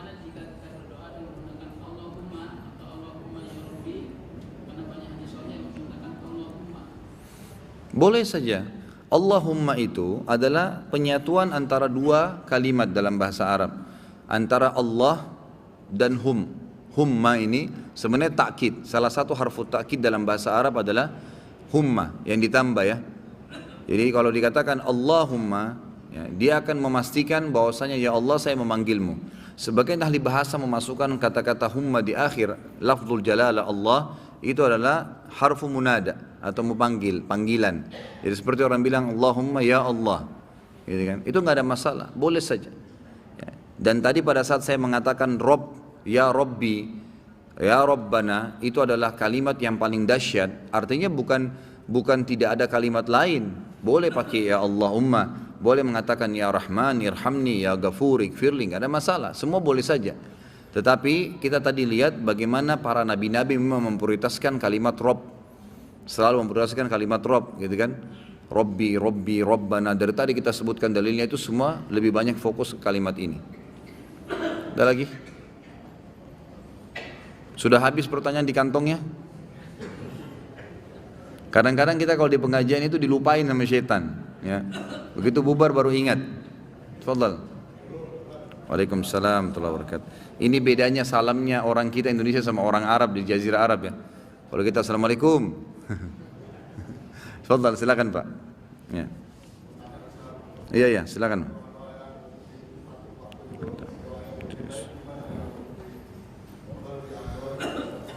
Di antara doa-doa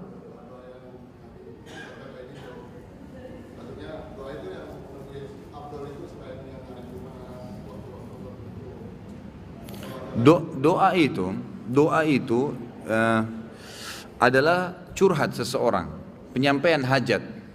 Kalau bahasa kita sekarang mungkin orang curhat dengan Allah Subhanahu wa taala. Ada kultum saya khusus kalimat curhatlah dengan Tuhanmu, itu ada di YouTube. Itu kalau antum dengar sekitar mungkin 10-12 menit. Saya banyak titik beratkan masalah itu. Jadi banyak bagaimana perasaan kita ikhwah dan akhwat sekalian pada saat kita sedang punya masalah. Kemudian kita sampaikan kepada seseorang, orang itu sangat bijaksana, dewasa, jawabannya enak, orangnya amanah. Lalu pada saat dia kasih kita jawaban, kita merasa dapat solusi. Kira-kira bagaimana perasaan antum? Senang dengan orang itu. Baik, setiap punya masalah kembali nggak ke orang yang sama?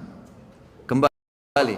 Nah, orang mukmin tahu bahwasanya sebaik-baik tempat untuk curhat itu bukan manusia, Allah Azza wa Jalla. Para ulama salaf kita itu selalu kembali kepada Allah Subhanahu wa taala. Apa saja? Pernah saya sebutkan riwayat Bukhari menjelaskan bahwasanya para sahabat itu kalau sendal mereka putus, mereka mengangkat tangan ke langit mengatakan, "Ya Allah, sendal saya putus, gantikanlah." Pada saat mereka lapar, "Ya Allah, lapar, berikanlah makan." Memang Allah enggak lemparin sendal dari langit, Allah enggak bakal lemparin makanan dari langit, tapi jawaban doa datang dalam bentuk sinyal.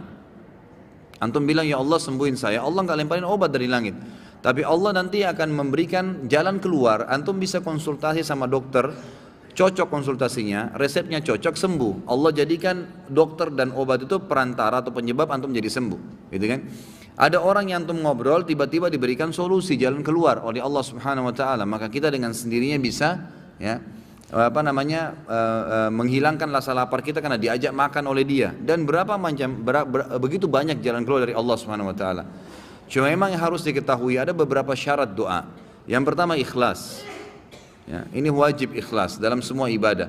Kalau orang tidak ikhlas hanya karena mau dipuji oleh orang, hanya karena rutinitas, sebuah kebetulan itu kan saja teman-temannya berdoa dia juga ikut berdoa, maka beda dengan orang yang mengkhususkan doa ikhlas kepada Allah Subhanahu wa taala.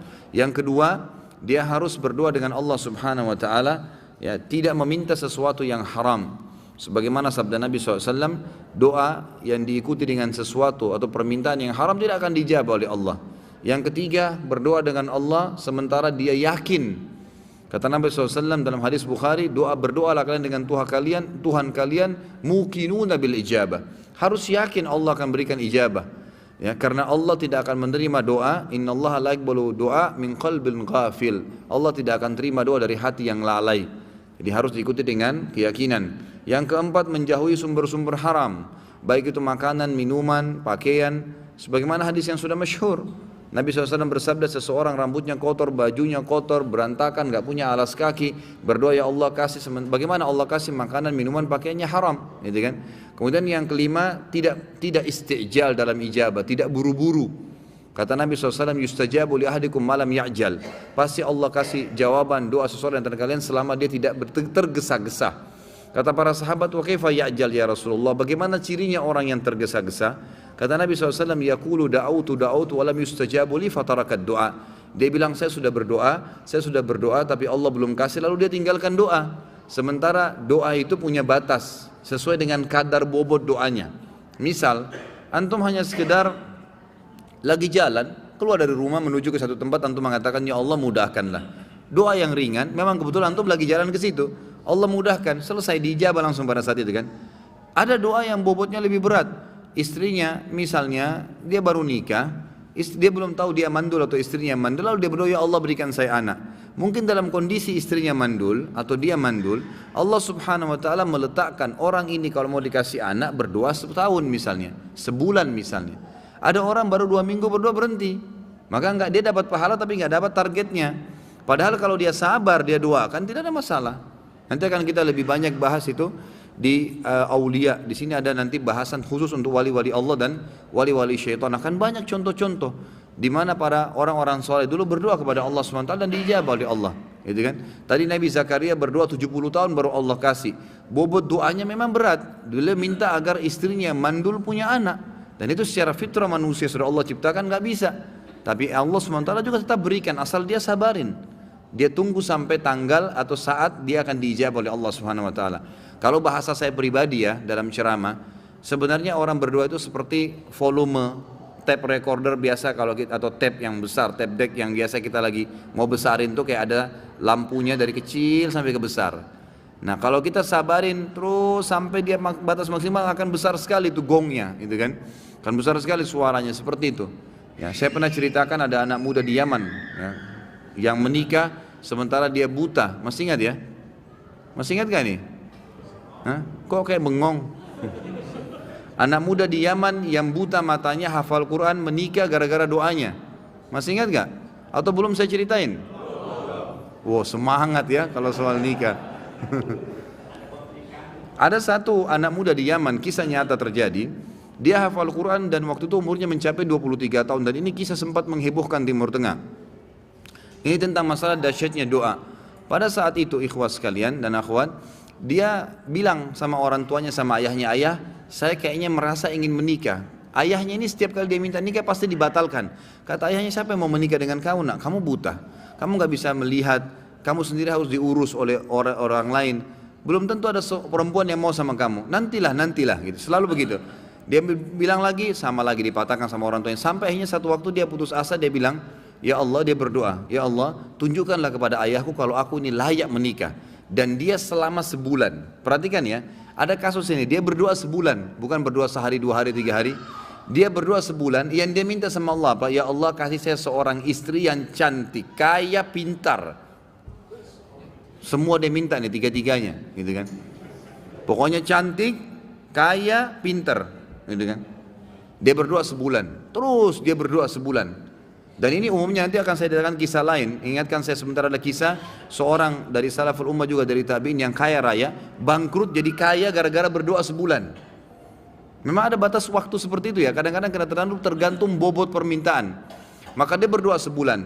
Subhanallah, di malam yang ke-20, di malam yang ke-30 dari doanya, setiap malam dia berdoa di tahajud, artinya pas hari 29 dia berdoa. Karena memang Nabi SAW menekankan 1 bulan itu 29 hari, gitu kan? Makanya Hijriah kebanyakan 29 hari. Maka dia mimpi, ada suara yang dia dengar dalam mimpinya, wahai fulan, Allah telah ijabah doamu dan jodohmu adalah si fulana, disebut namanya, tapi dalam kisah ini tidak disebut namanya. Ya, si fulana yang tinggal di kampung sebelah, nama ayahnya fulan, gitu kan? Dia bangun, besok dia ketemu sama ayahnya, dia bilang, ayah, di kampung sebelah ini ada namanya kampung ini enggak? Ini di Yaman terjadi ya. Ayahnya bilang ada. Ada si anaknya yang buta ini, ada enggak seorang di sana laki-laki bernama fulan, namanya ayah perempuan ini? Ayahnya bilang ada, dan itu tokoh masyarakat di sana. Baik, ada enggak anaknya perempuan bernama fulana? Kata ayahnya ada. Kata si buta ini, lamarin buat saya. Kata ayahnya, ini kau sudah gila. Sedangkan minta orang yang biasa saja belum tentu diterima, apalagi minta anak pejabat kaya, dan itu terkenal cantik, terkenal kisahnya banyak nolak laki-laki. Orang antri di rumahnya ngelamar. Ya biasa orang punya kelebihan biasa begitu kan. Baik, intinya adalah dia bilang, ayah tapi saya mimpi. Dia ceritain mimpinya. Waktu dia ceritain mimpinya, ayahnya juga tersentuh. Tapi ayahnya bilang, baiklah kita ke sana, tapi ini mempertaruhkan nama keluarga. Bisa diterima bisa tidak, gitu kan. Pergi ke sana. Tiba di kampung sebelah, ringkas cerita, ngobrol lah, disambut oleh tuan rumahnya, lalu ngobrol-ngobrol secara umum, kami dari sini, terakhir menyampaikan hajatnya, ini anak saya, orangnya buta, tapi dia hafal Quran, orang yang soleh, tinggal di rumah tapi tidak ada pekerjaan gitu, dan dia meminta terus terang kepada saya, agar melamar anak anda. Tahu apa yang terjadi ikhwah? Ayahnya perempuan, tanpa nanya banyak kepada anak laki-laki mengatakan saya terima lamarannya. Ditanya sama ayahnya si laki-laki ini, sama si laki-laki juga, laki-laki ayahnya terutama yang tanya, kok kenapa anda langsung menerima, belum tanya anak saya, belum tanya kegiatan sehari-harinya apa? Kata ayahnya ini, yang calon mertuanya, saya tadi malam mimpi mendengarkan suara bahwasanya besok akan datang seseorang bernama Fulan dari kampung sebelah, buta matanya, hafal Quran, terima lamarannya. Mimpi nih, kan itu. Tapi sebulan berdoa, antum baru 2 minggu sudah kempes, gitu.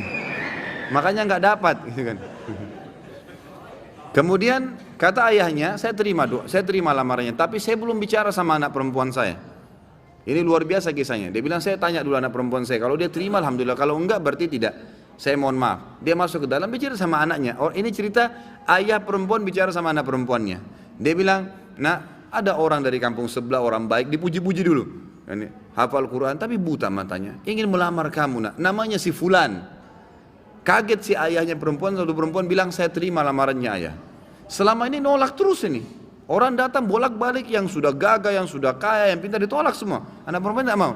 Langsung kata ayahnya, kok bisa? Kau belum lihat dia nak? Dia buta. Dia bilang, enggak ayah, tadi malam saya mimpi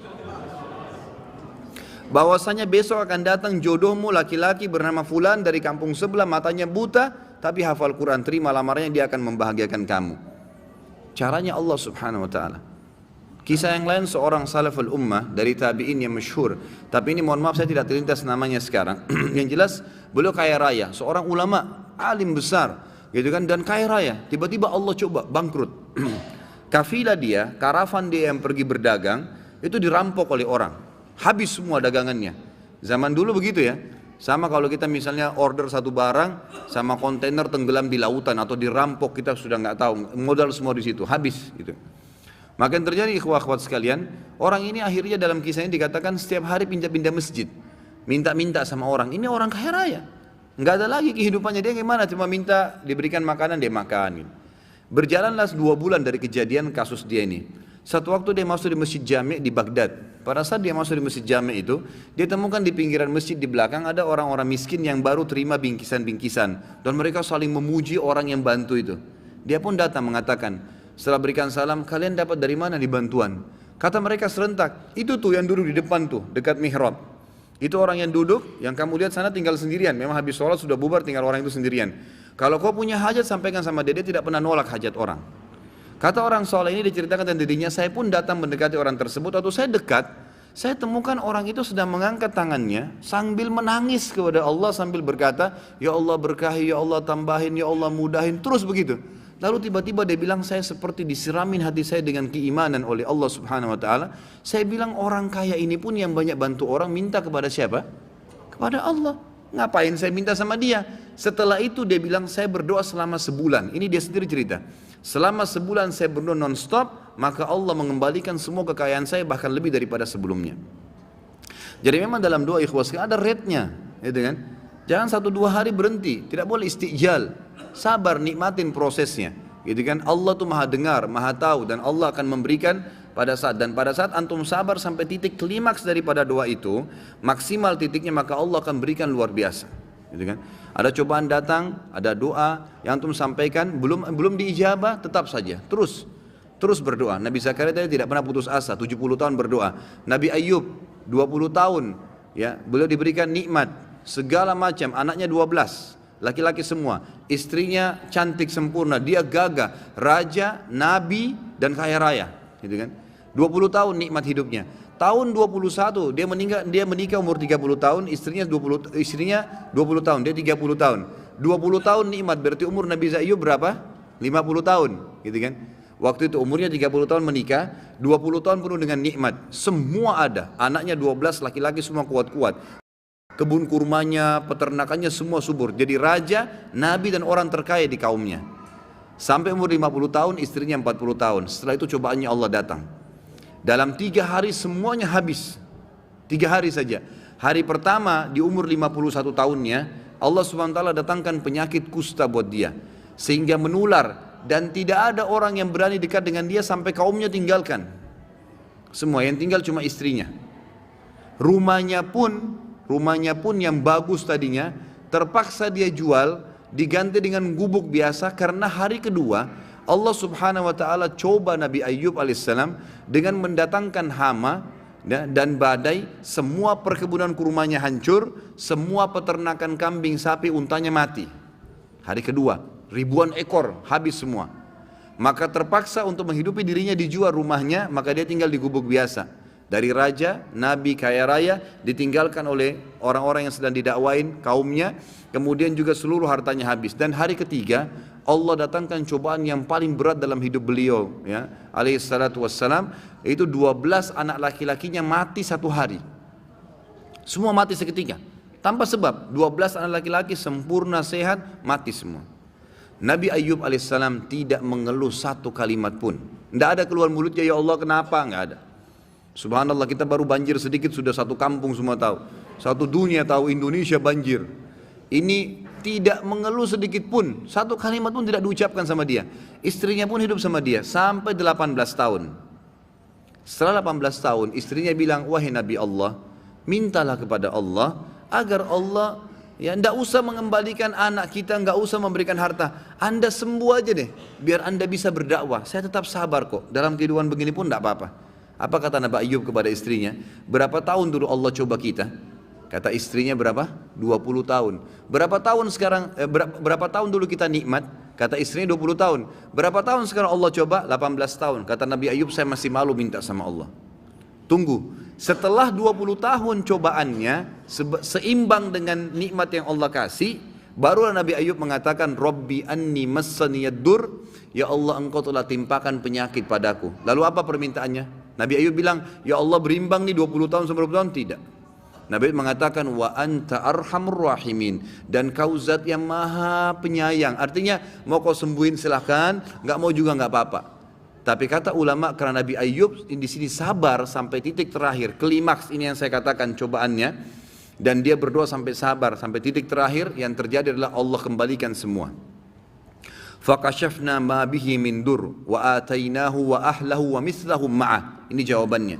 Allah subhanahu wa ta'ala dalam 3 hari kemarin menghilangkan 20 tahun semua nikmat yang ada padanya. Kesehatannya hilang, hartanya hilang, gitu kan, kebun dan peternakannya, anaknya semua mati. Allah kembalikan setelah 20 tahun dia bersabar, sama berimbang, 3 hari juga. Hari pertama Allah angkat penyakitnya, langsung sembuh dari kusta, gitu kan, sembuh, dan badannya kata ulama lebih sehat daripada dulu waktu dia masih sebelum dikena penyakit, ya bahkan lebih muda 15 tahun. Kemudian hari kedua, karena kaumnya sudah tersebar beritanya Nabi Ayyub sudah sembuh nih, gitu kan. Hari kedua semua kaumnya bawa hadiah. Ada yang bawa unta, ada yang bawa kambing, ada yang bawa sapi, ada yang kasih pohon kurma, pokoknya dihibain. Hibah dari kaumnya ini, hibah ya, pemberian saja, itu double dari apa yang dia milikin dulu. Allah kasih tanpa bekerja nih, dibalas langsung, menjadi lebih kaya 2 kali lipat daripada sebelumnya. Dan hari ketiga Allah SWT beritakan berita gembira, istrinya hamil, setiap tahun melahirkan anak kembar dan memiliki 24 anak laki-laki. Diambil 12 sama Allah, dikasih berapa? Double. Sabar, nikmatin prosesnya. Masa antum dikasih kesehatan sama Allah 365 hari setahun, setelah setahun dicoba seminggu flu, wallah luar biasa keluhannya. Kalau mau bicara masalah keadilan, mestinya sakitnya berapa lama? Setahun juga. Mana baru seminggu sudah mengeluh, semuanya orang tahu, diam, gak usah mengeluh. Allah SWT maha tahu. Ikhwas sekalian, kalau ada cobaan sedang datang dan antum sabarin, antum nikmatin, itu pahalanya gak bisa dihitung. Perhatikan ya, bukan tidak boleh berobat, ikhtiar boleh, berobat boleh. Tapi kalau Allah belum datangkan kesembuhan, sabar, terima saja, nikmatin prosesnya. Ada seorang dalam hadis Bukhari, wanita datang kepada Nabi SAW mengatakan, ya Rasulullah, saya ini kena penyakit ayan. Setiap kali kambuh, saya tergeletak di jalanan, badan saya terbuka, minta kepada aurat saya terbuka, minta kepada Allah saya disembuhin. Apa jawaban Nabi? Pertama kata Nabi apa? Tawaran pertama, kalau kau sabar, biarin aja padamu itu, sambil kau ikhtiar berobat, kau pasti masuk surga. Tapi kalau kau mau, saya minta disembuhkan sama Allah bisa, tapi nggak ada jaminan surga. Apa kata wanita itu? Saya mau surga ya Rasulullah. Tapi minta kepada Allah agar kalau saya kambuh, tidak terbuka aurat saya. Maka Nabi SAW doakan. Tapi perhatikan garis bawahnya apa kata Nabi? Kalau kau sabar, kau masuk surga. Abu Qatadah radhiyallahu anhu, ya, di salah satu peperangan yang pernah matanya mau tercopot. Sudah dengar kisahnya kan? Belum juga? Masa sih? Anak kadang-kadang ragu mau nyampein kisah ini, karena pikir antum sudah hadiri pengajian anak. Abu Qatadah itu dalam satu peperangan sahabat Nabi yang mulia. Abu Qatadah ini sahabat yang gagah, ya, orangnya sangat pintar berperang. Tapi satu waktu di perang, kalau tidak salah ini perang Khandak, ada anak panah nyasar, kena bola matanya, yang kanan, sampai bola matanya jatuh. Ini Abu Qatadah, orangnya sangat gagah. Dan setelah selesai peperangan, memang dia niat mau menikah, gitu kan? Matanya ini jatuh dan ada anak panah nancap situ. Sebagian sahabat lewat bilang, wahai Abu Qatadah, matamu udah nggak bisa, kita potong aja. Kata Abu Qatadah apa? Dia pintar, dia tahu Nabi SAW masih ada. Dia bilang jangan dulu, sebelum kalian potong, tetap bawa saya ke Rasulullah. Saya ingin lihat Nabi bilang apa nih tentang mata saya.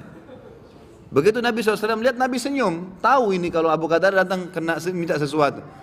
Abu Qatadah langsung, Nabi SAW langsung mengatakan, wahai Abu Qatadah, kalau kau sabar dengan tanpa mata nih, dipotong tanpa mata, pasti kau masuk surga. Cobaan ini akan membawa kau masuk surga. Ya, karena matamu jatuh di jalan Allah nih, gitu kan. Tapi kalau kau mau minta saya sembuhkan, saya minta sembuhkan, tapi tanpa ada jaminan surga. Abu Qatadah diam sebentar, sejenak. Ini kalau saya tanpa mata masuk surga, tapi nggak ada matanya satu. Ini mau nikah setelah perang, gitu kan. Kemudian tapi kalau saya minta disembuhin, sembuh, tapi nggak ada surga. Abu Qatadah tundukkan kepala lalu berkata, ya Rasulullah, doakan kepada Allah agar disembuhkan mata saya, dan saya juga minta surga. Dan ini hadis Bukhari, hadis sahih riwayat Bukhari. Ini menandakan memang apa? Nabi SAW memberikan kesempatan orang kalau datang cobaan, antum sabarin, nikmatin prosesnya. Kata Umar bin Khattab, orang yang bisa menerima sebuah cobaan yang datang kepadanya sebagai takdir Allah akan membuat hatinya pelong menerima cobaan tersebut. Lagi sakit kah, kehilangan harta kah, bangkrut kah, dia akan bisa melaluinya dan ada pahalanya. Dan pasti ma'al usri usra, pasti setelah kesulitan akan kemudahan. Tapi butuh tunggu tanggal mainnya, tunggu tanggalnya saja, gitu kan. Di situ kita harus tahu. Dan di sini kata Umar dia akan mudah melaluinya. Tapi kalau orang ditimpa musibah yang tetap dia akan harus lalui sampai masanya, ajalnya, batas musibah itu.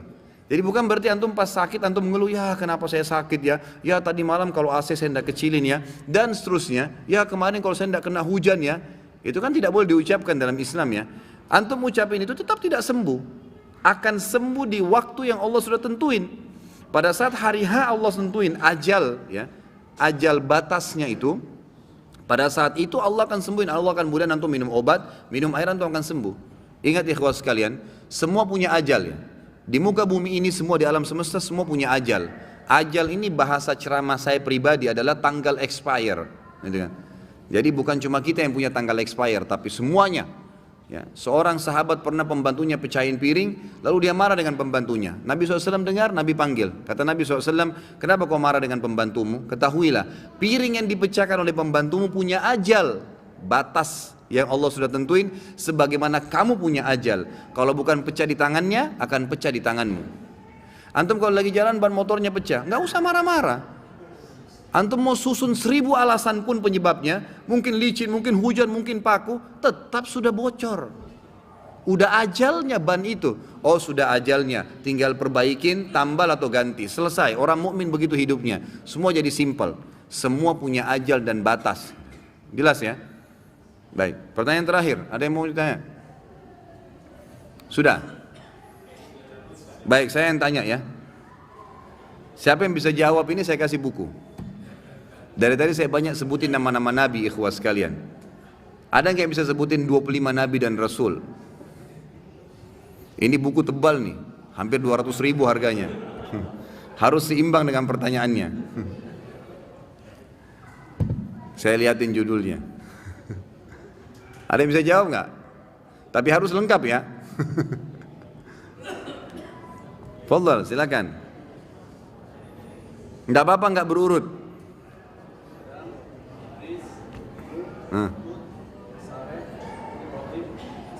Sebentar, pelan-pelan. Biar saya tulis, jadi saya tahu kalau sudah penuh belum.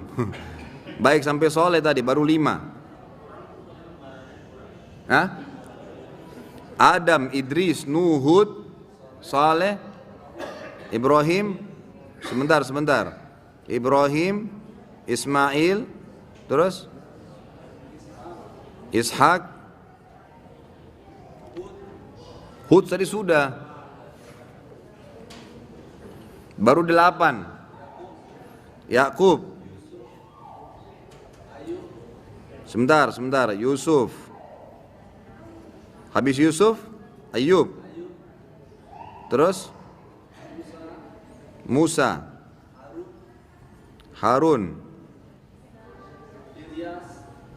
Ilyas. Sebentar. Ilyasa betul. Yunus, Zakaria, baik. Yahya, baik. Daud, Sulaiman, Isa, Muhammad SAW. Baru 22. 3 lagi. Dzulkifli, taib. Terus? Sudah. Jangan usah bisik-bisik Musa sudah dian. Idris tadi sudah. Lut, taib. Syuaib, ahsant. Ini buku nih, fadhal.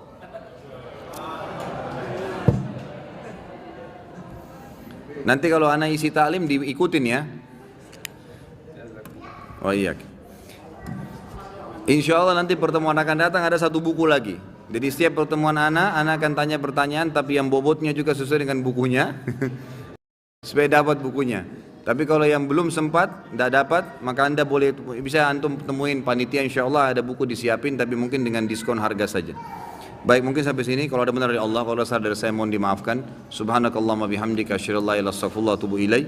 Wassalamualaikum warahmatullahi wabarakatuh.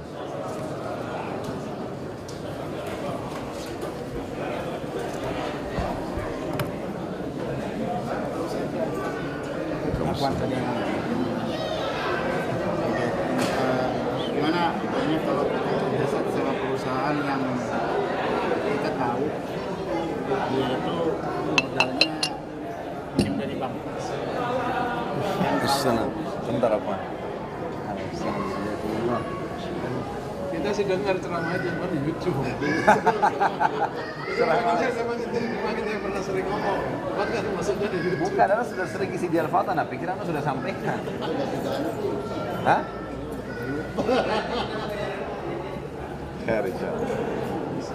Gimana, Ki? Bentar apa?